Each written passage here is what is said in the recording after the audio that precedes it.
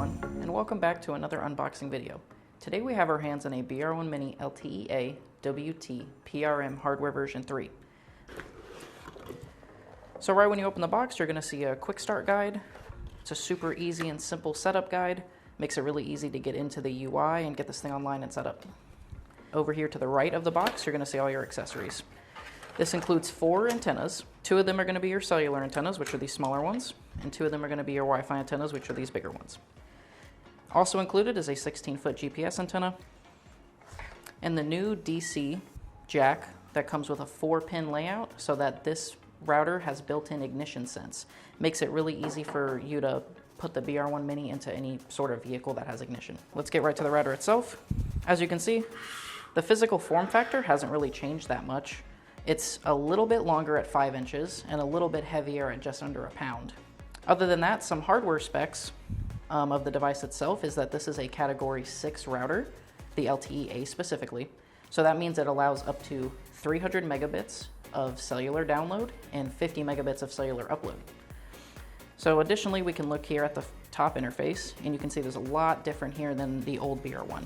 So this new BR1 has 3 new gigabit Ethernet ports, including 1 LAN port, and then this special LAN port here actually has PoE in, meaning that you can power this device from any sort of PoE switch that you have, and you can move it into different areas where you can get stronger cell signal, or if you want to broadcast your Wi-Fi to different areas. If you move over here to the right, you can see that the status lights, you have your status lights, your Wi-Fi, your cellular, and your reset button. And then over here is actually the new DC jack, and you can see that the wiring is actually outlined and pinned out so that makes it really easy to do the ignition.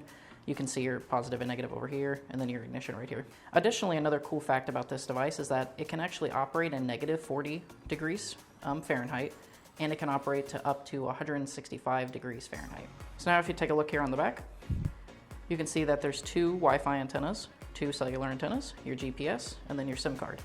The new thing about the SIM card is it's actually now a nano size, meaning the SIM card is much smaller. It's not standard how it used to be, but it is still inserted the same way as usual. So the new cool thing about the BR1 Mini is that it now has Wi-Fi 5, meaning that it transmits 2.4 and 5 gigahertz Wi-Fi bands, and it still supports the same speed fusion benefits as the old one. You can actually have up to 300 megabits of throughput with up to 80 megabits of PEP VPN throughput. So let's go ahead and just get the Wi-Fi antennas plugged in. So you just screw them on, you don't need any sort of wrench, it's just going to be finger tight.